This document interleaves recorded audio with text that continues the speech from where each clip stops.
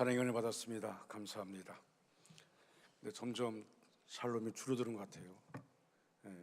많이 참여해 주시고요. 저도 청년 때 성가대 섰지만 어릴 때 그 성가대 그 찬양 가사로 연습할 때 많이 은혜 받습니다. 여러분들 많은 분들이 찬양대에 오셔서 같이 섬겼으면 좋겠습니다. 아까 우리 결혼식장에 그 따뜻해서 8시 간다는데 여러분들 이게 토요일 날이기 때문에 우리 그 버스로 가시는 것이 좋습니다. 버스로 8시 따뚜까지 가시면, 저도 처음에 따뚜 그래서 원주원 가서 따뚜가 어딘가, 근데 따뚜가 따뚜더라고요. 그러니까 만나고 오셔서 많이 참석하셔서 축하해 주시기 바랍니다. 할렐루야. 하나님의 크고 놀라우신 은혜와 사랑과 축복이 여러분 모두와 이 시간 영상으로 예배드리는 모든 가정 위에 충만하게 임하기를 주님의 이름으로 축복합니다. 우리 서로 인사할까요? 당신은 우리에게 보배입니다. 힘내시기 바랍니다. 사랑하고 축복합니다.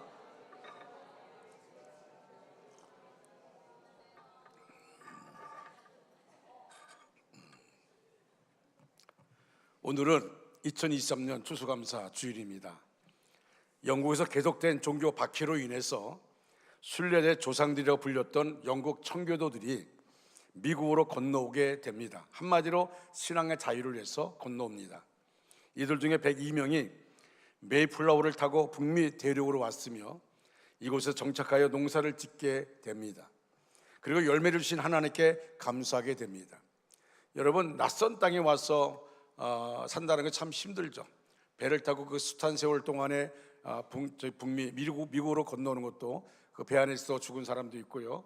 또 와서 추위에 떨고 농사 지으면서 못 먹고 세상 떠나는 분도 있고, 오직 한 가지 신앙의 자유를 위해서 그들이 목숨 걸고 오게 되어집니다. 또 그들이 추수감사절은 그 역사와 유래를 통해서 우리에게 여러 가지 의미를 전달해 줍니다. 첫째가 이는 공동체의 의미를 강조합니다. 북미로 건너온 청교도들은 원주민과 함께 수확물을 공유하며 공동체의 중요성을 인식하였고, 이는 오늘날까지도 신앙 공동체 속에 이어져 왔습니다. 둘째로 이는 감사의 의미를 강조합니다. 우리는 하나님께서 베풀어 주신 은혜와 사랑을 기억하고 하나님께 감사할 수 있어야 합니다.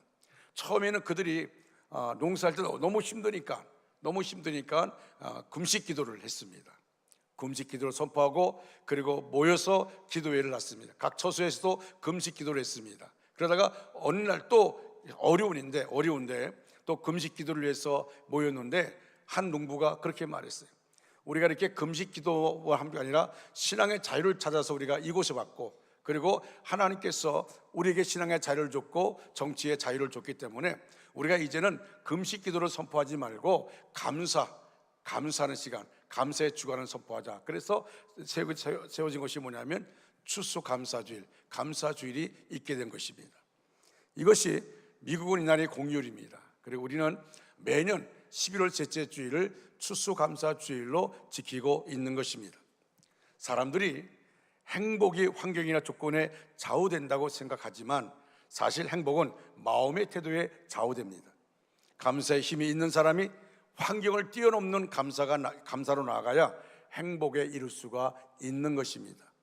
오늘 본문 속에 하박국 선지자는 처음에는 온통 하나님의 역사에 대한 의문으로 가득했습니다. 여러분, 하박국서 1장부터 2장까지 보면 온통 의문, 또 불의하고 부당한 세상을 그대로 내버려 두시는 듯한 그런 하나님에 대해서 불만도 가지고 있습니다. 그러나 하박국 선지자는 처절하고 허무한 상황 속에서도 결국 기쁨과 감사의 찬양을 올려드립니다. 어떻게 그럴 수 있습니까? 첫째로 하박국 선지자는 하나님을 바라보았습니다. 오늘 본문 말씀은 하박국 선지자의 감사 고백이요 기쁨의 고백입니다. 하박국 선지자의 이름의 의미가 뭡니까? 씨름하는 자입니다. 이름 그대로 하박국은 하나님 앞에서 문제를 가지고 씨름을 합니다. 하박국 선지자는 하나님께 질문합니다. 1장부터 보면 하나님께 질문하는 내용이 나옵니다. 왜 공의로우신 하나님께서 악한 일을 저지르는 이 이스라엘을 징계하지 않습니까? 이 백성들이 우상을 숭배하고 이렇게 악한 길로 가고 있는데 왜 하나님은 가만히 계십니까? 라는 것입니다. 그래서 하나님께서는 바빌론을 들어서 치실 것이라 그렇게 말합니다. 그 당시에 바빌론이 아수르와 정복 싸움에서 이기고 막강한 나라가 되었습니다. 근데 하나님이 그 아수르를 들어서 이스라엘을 치겠다는 것입니다. 그러자 하나님이 하박국이 두 번째 질문합니다. 왜 하필이면 택하신 하나님의 백성들을 바빌론 같은 악한 나라를 통해서 징계하십니까? 라고 묻습니다. 그때 하나님께서는 하나님이 정하신 때를 기다리라고 말씀합니다.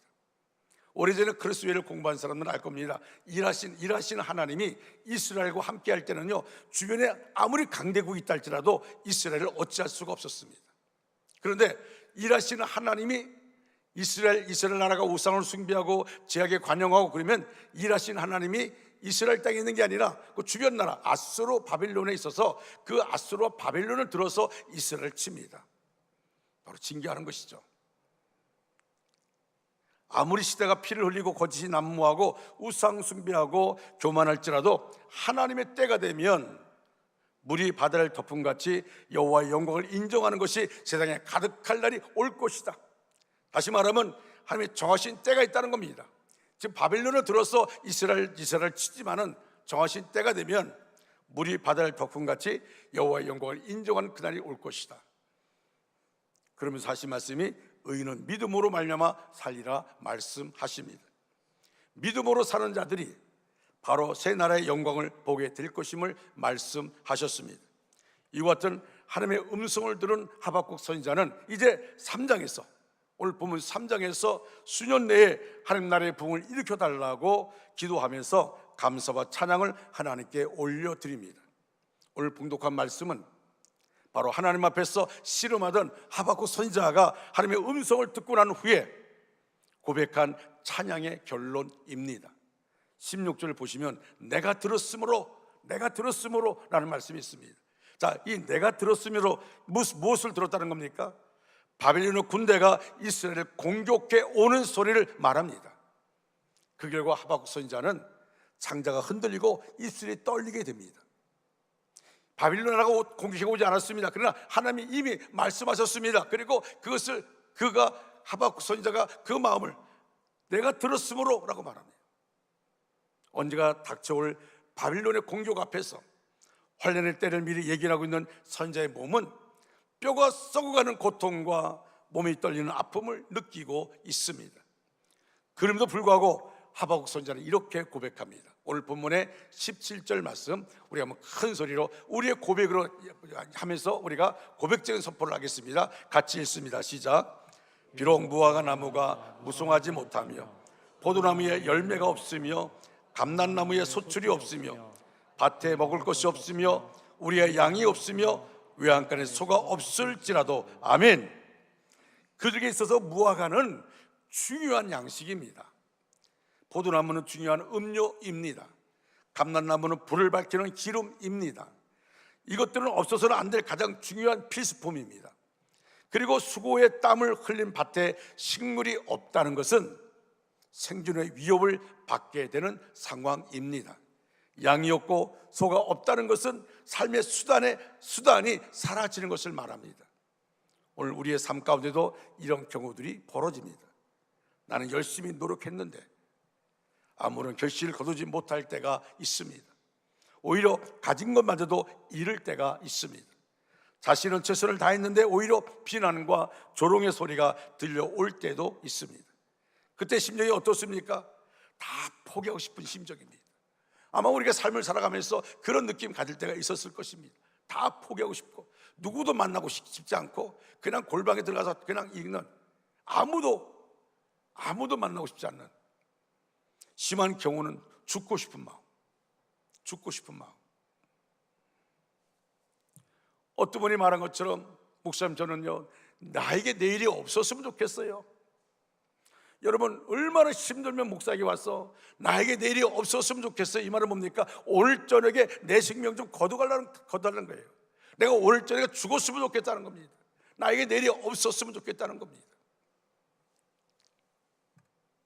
그런데 하박국 선지자는 오늘 보면 17절 말씀에 처음과 끝에서 아주 멋진 두 단어를 사용합니다. 저는 이 말씀, 처음과 끝에 이 멋진 단어, 비록과 없을지라도라는 말입니다. 비록이란 말과 없을지라도, 이는 하박국 선지자가 자신이 처한 모든 비극적인 상황을 승화시켜서 진정한 감사로 바꿔놓은 매우 수준 높은 단어들입니다. 비록 없을지라도. 여러분, 감사에는 세 종류의 감사가 있습니다. 첫째는 만일의 감사, 만일. 먼저 조건이 충족되면 그에 따라 하나님께 감사하겠다는 것입니다. 그러나 만일의 감사는 진정한 감사라고 말할 수 없습니다. 왜냐하면 조건이 이루어지지 아니하면 감사하지 않겠다는 뜻이기 때문입니다. 둘째로 때문에의 감사입니다. 감사할 이유가 있으면 감사하는 것은 당연합니다. 그렇지만 때문에의 감사도 성숙한 감사라고 말할 수 없습니다. 이는 불신자들도 예수를 안 믿는 사람들도 얼마든지 할 수 있기 때문입니다.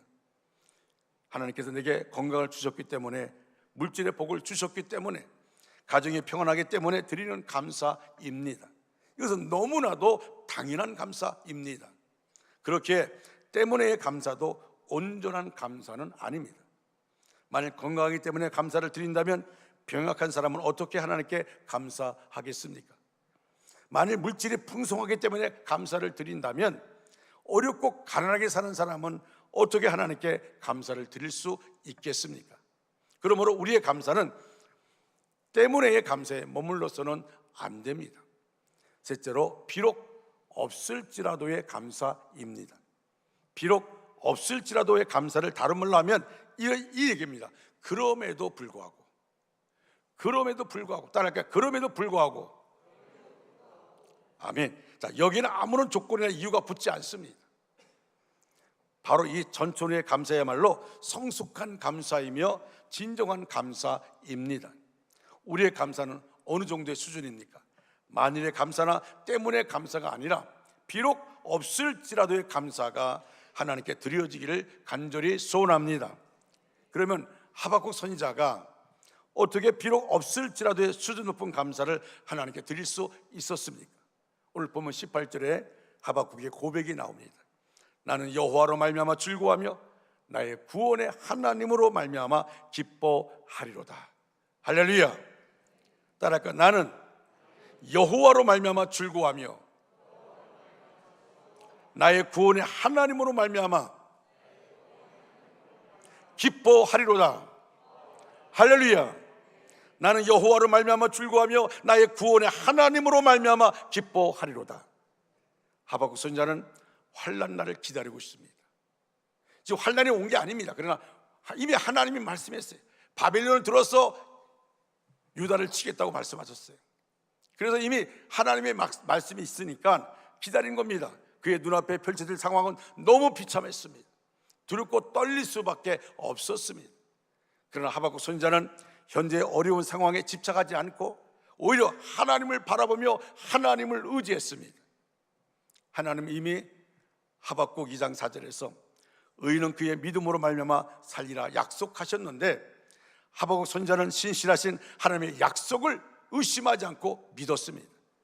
이러한 믿음이 어두운 현실에서도 신실하신 하나님 여호와로 말미암아 즐거워하고 자신을 구원하실 하나님으로 말미암아 기뻐할 수 있는 원동력이 되었습니다. 사랑하는 성도 여러분, 어려울수록 하나님을 바라봅시다.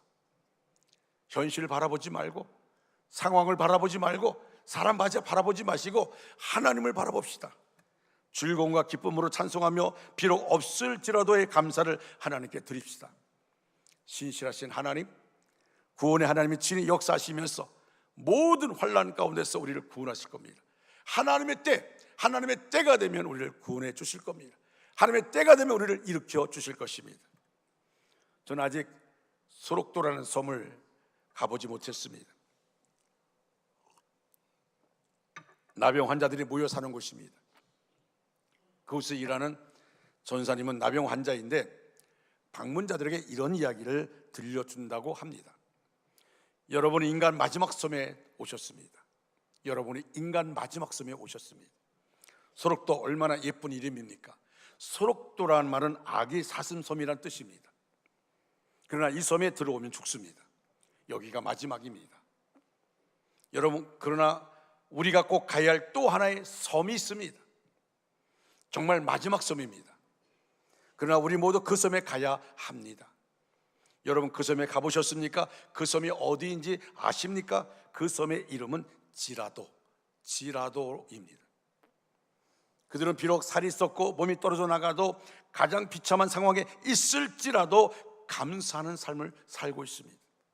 우리의 믿음이 지라도의 섬에 들어가지 못하면 이것은 초보 단계입니다. 우리의 신앙이 지라도의 섬에 들어가 있다면 성숙한 단계입니다. 다니엘의 세 친구 사드락 메삭 아벳느고를 보십시오. 느부갓네살 왕이 금시상에 만들어 놓고 그 앞에 절하지 않는다는 이유로 사드락 메삭 아벳느고를 실베라 뜨거운 불못 속에 집어넣으려고 합니다. 그때 사드락 메삭 아벳느고가 뭐라 말합니까? 하나님 우리를 그 뜨거운 불못 속에서 우리를 건져 주실 것입니다. 그러나 하나님이 그리 아니하실지라도 우리가 저 불 속에 들어가서 다 죽는다 할지라도 왕이 우리가 왕의 신들을 섬기지도 아니하고 왕이 세우신 금신상에게 절하지도 아니할 줄 아옵소서. 우리의 믿음이 지라도의 수준에 이르기를 바랍니다.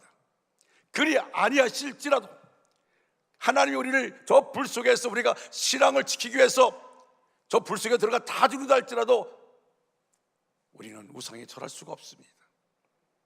우리도 하박국 선지자가 하나님께 드린 감사, 곧 비록 없을지라도의 수준 높고 진정한 감사를 하나님께 드리는 저와 여러분 되시기를 주님의 이름으로 축복합니다.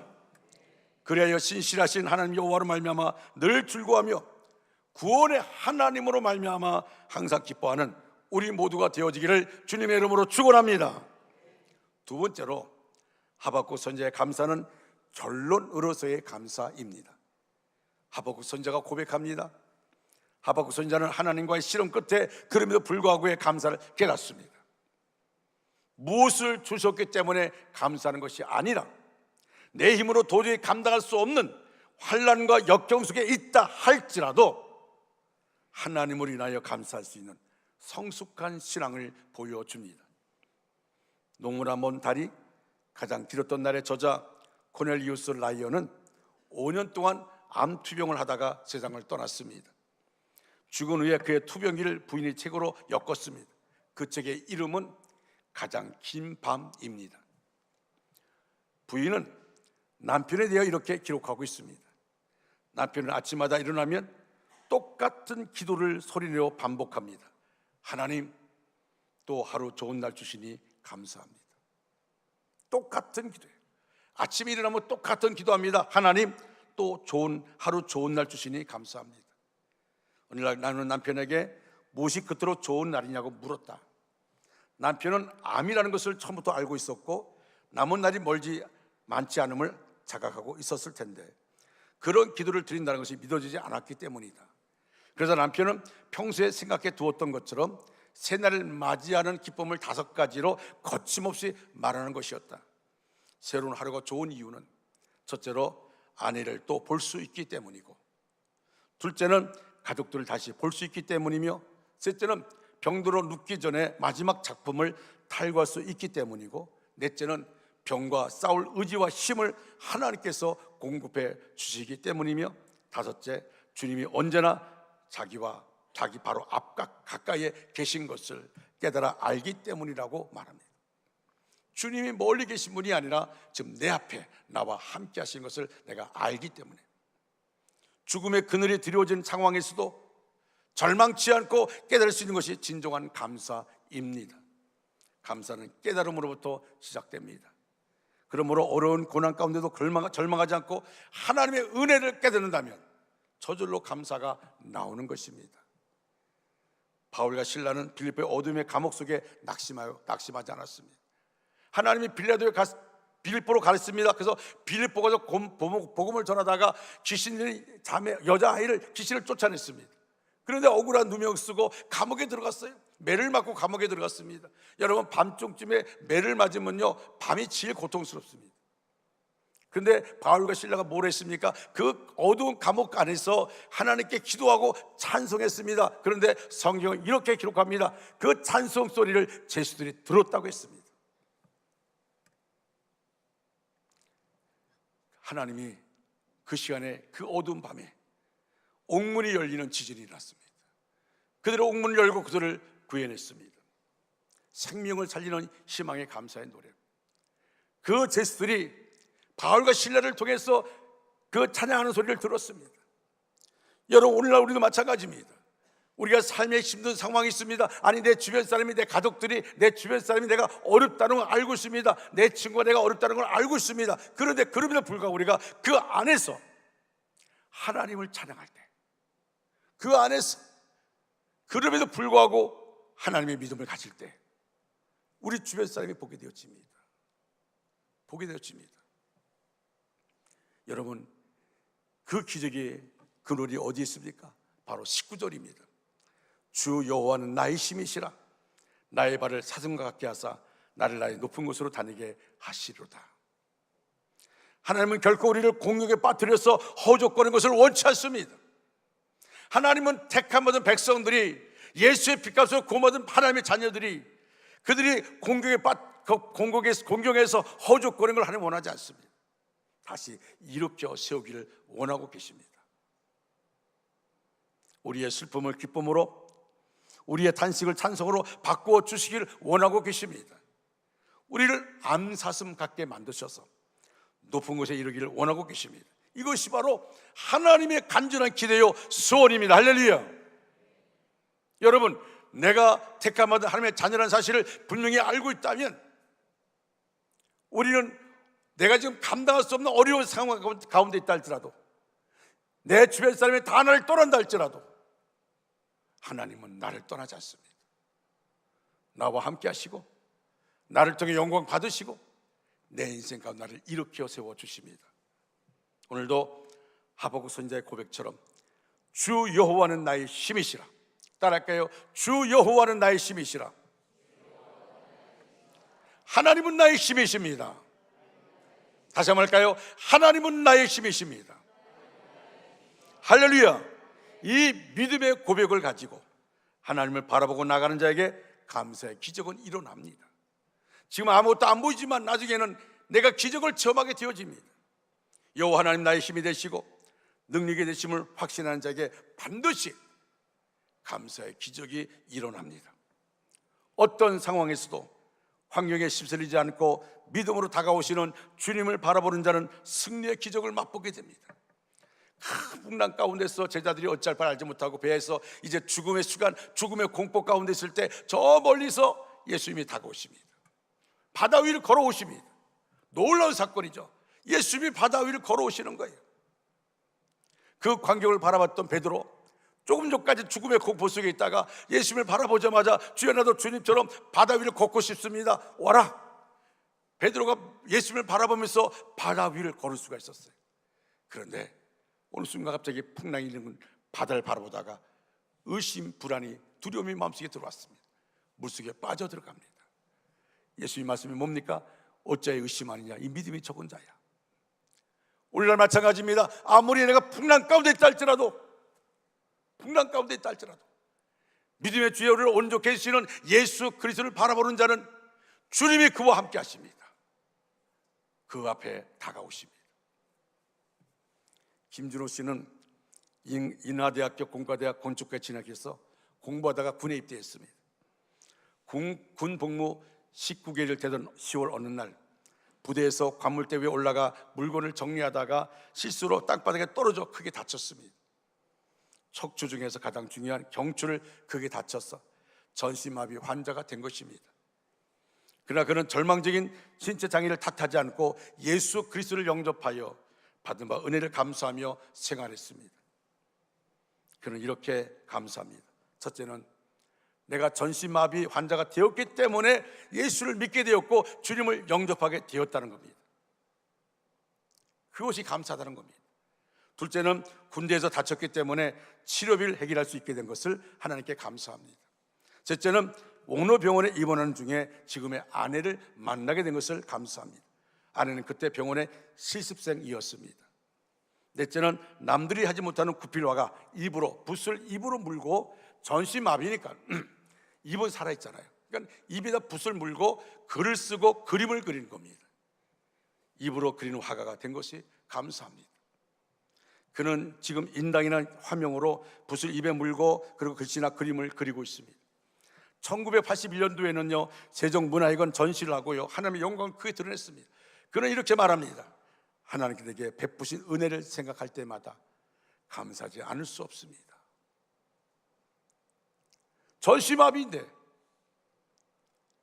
그냥 남들에게 그냥 하는 말이 아니라 정말 자기가 경험한 것, 느낀 것, 자기가 전시마비가 안 됐기 때문에 예수를 만나지 못했을 텐데 예수를 만나게 되고 그리고 지금의 아내를 만나게 됐고 그 모든 것들이 감사하다는 거예요. 영국의 트리치 감독의 시에 다음과 같은 것이 있습니다. 어떤 사람은 자기의 가는 평탄한 길에 조그만 구렁텅이만 있어도 벌써 하나님을 원망하고 사람을 원망한다. 또 어떤 사람은 자기의 가는 험하고 캄캄한 길에 조그만 빛만 비추어도 하나님의 주시는 자비로운 빛이라 하여 감사의 기도를 올린다.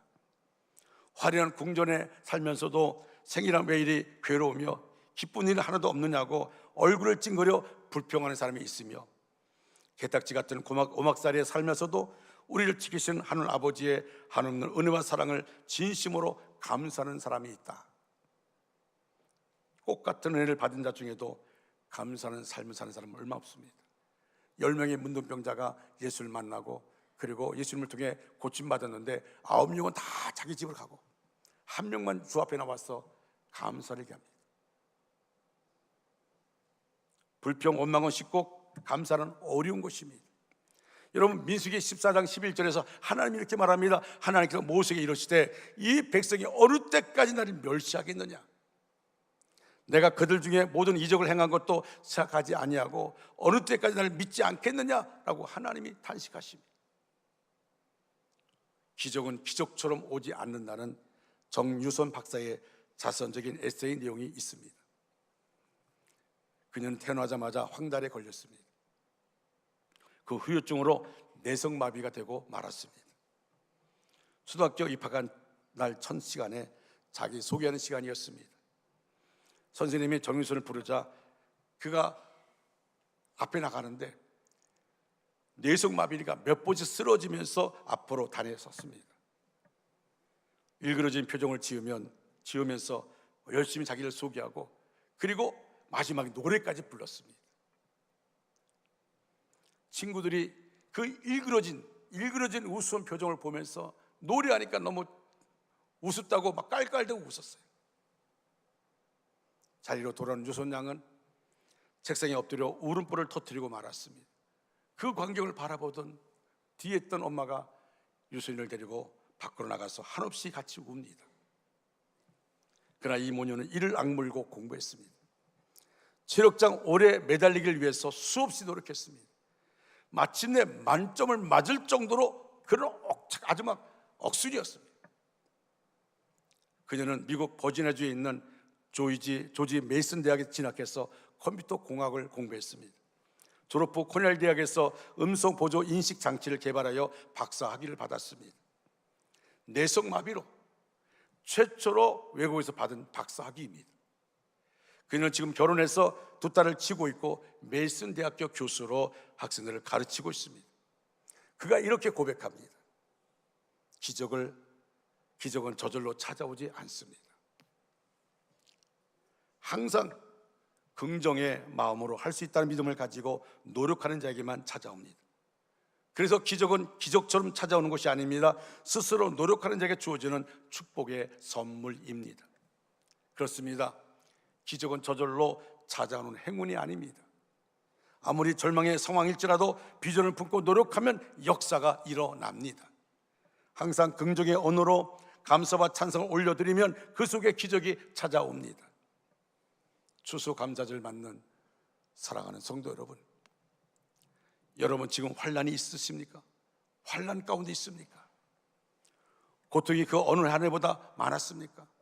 2023년을 생각하니까 너무 고통스러웠어요. 너무 고통이 많았습니까?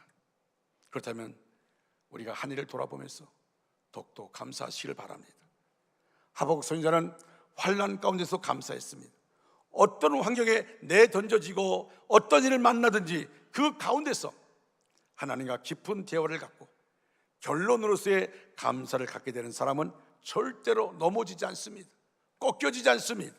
반드시 힘을 얻어 일어나고 능력을 얻어 승리합니다. 여러분, 우리 안에 내가 어떤 환경 가운데, 어떤 절망적인 상황 가운데 있느냐가 중요한 것이 아니라 하나님과 깊은 대화가 있어야 됩니다. 하나님의 음성을 들을 수 있어야 됩니다.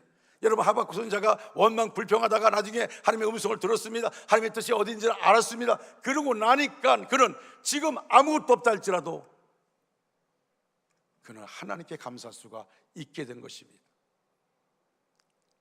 본문 18절 19절 상반절에서 쉬운 성경으로 제가 읽어드립니다. 나는 여호와 때문에 기뻐하겠습니다. 나는 여호와 때문에 기뻐하겠습니다. 나는 구원하시는 하나님을 즐거워하겠습니다. 주 여호와는 나의 힘이십니다. 여기에 구원의 하나님은 원어로 벨로이 이시인데 궁극적 구원의 원천은 하나님이시다는 의미입니다. 궁핍한 상황에서 중요한 것은 보이는 것들이 아니라 보이지 않는 구원이라는 사실을 가리키고 있습니다. 하박국 선지자처럼 구원의 근원 되시는 하나님 안에 거하며 감사하시기 바랍니다. 하박국 선지자의 감사의 이유가 뭡니까? 나의 구원의 하나님, 나의 구원의 하나님, 나의 힘이 되신 여호와, 이것이 감사의 이유입니다. 아무것도 없다 할지라도 나의 구원의 하나님, 나의 힘이 되신 하나님, 이것이 감사의 이유가 됩니다. 구원의 하나님, 힘이 되신 하나님을 바라볼 때 감사가 나온다는 것입니다. 하박국 선지자는 하나님의 예비하신 구원의 날을 보고 감사하였습니다. 그러므로 고통의 날에 낙심하고 원망할 것이 아니라 구원의 하나님께 소망을 두고 감사로 나아가는 우리 모두가 되어지기를 간절히 소원합니다. 사랑하는 중앙가족 여러분, 이제 말씀을 마무리합니다. 모름지기 그리스도인은, 택함받은 하나님의 자녀는 하나님으로 말미암는 존재입니다. 하나님께서 힘이 되시고 하나님이 구원자가 되신다는 믿음을 가진 사람입니다. 하박국 선지자처럼 언제 어디서나 감사하시기 바랍니다. 우리가 드려야 할 감사는 환난 가운데 있을지라도 감사하시기 바랍니다. 아무것도 없는 상황에 있을지라도 감사하시기 바랍니다. 그리고 하나님이 구원해 주시리라 믿고 감사함으로 풍성한 은혜를 받고 살아가는 복된 성도다 되시기를 주님의 이름으로 축원합니다. 축원합니다. 우리 다 같이 자리에 일어나셔서 행복이라는 찬양을 부르겠습니다.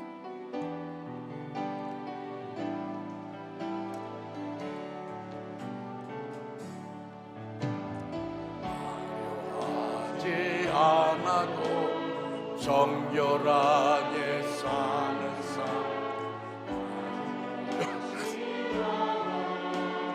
감사하며 내게 주신 작은 힘 나눠주며 사는 삶, 이것이 나의 삶의 행복이라고.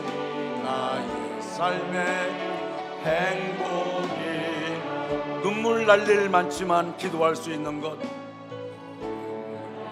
일 많지만 기도할 수 있는 것, 억울한 일 많으나 주를 위해 참는 것, 비록 짧은 작은 삶 주 뜻대로 사는 것, 이것이 나의 삶의 행복이라고. 이것이 행복, 이것이 행복이라고. 세상은 알 수 없는 하나님 선물, 이것이 행복이라고. 하나님의 자녀로 살아가는 것, 이것이 이것이 행복이라고. 행복이라고.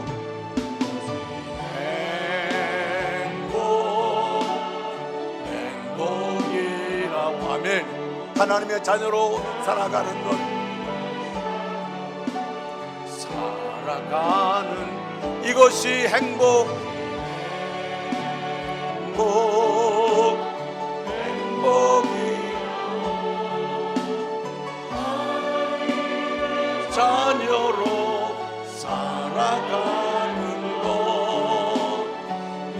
오직 행복이라오. 전능하신 하나님, 범사에 하나님의 은혜와 사랑에 감동하고 감사하고 감격하고 감탄하는 삶 되게 하여 주시옵소서. 힘이 들고 어려워도 찬송하며 하나님께서 그럼에도 불구하고 이기게 하실 것을 믿고 낙심하고 절망에 빠지지 않도록 도와주시옵소서. 하나님, 오늘 예배 드리면서 안 되는 것, 없는 것, 부족한 것만 생각하는 자가 아니라 그럼에도 불구하고 함께 하시고 여기까지 인도하신 하나님께 감사하는 우리 모두가 되게 하여 주시옵소서. 지금은 우리 구주 예수 그리스도의 은혜와 하나님 아버지의 극진하신 사랑하심과 성령님의 감화 감동 내주의로 충만 역사하심이 우리 전체 위에, 우리의 가정과 생업과 사업과 학업 위에, 원주 땅과 대한민국과 세계 도처에 목숨 걸고 복음을 전하는 선교사들 가정 위에 이제부터 영원토록 함께 하시기를 간절히 축원하옵나이다. 아멘.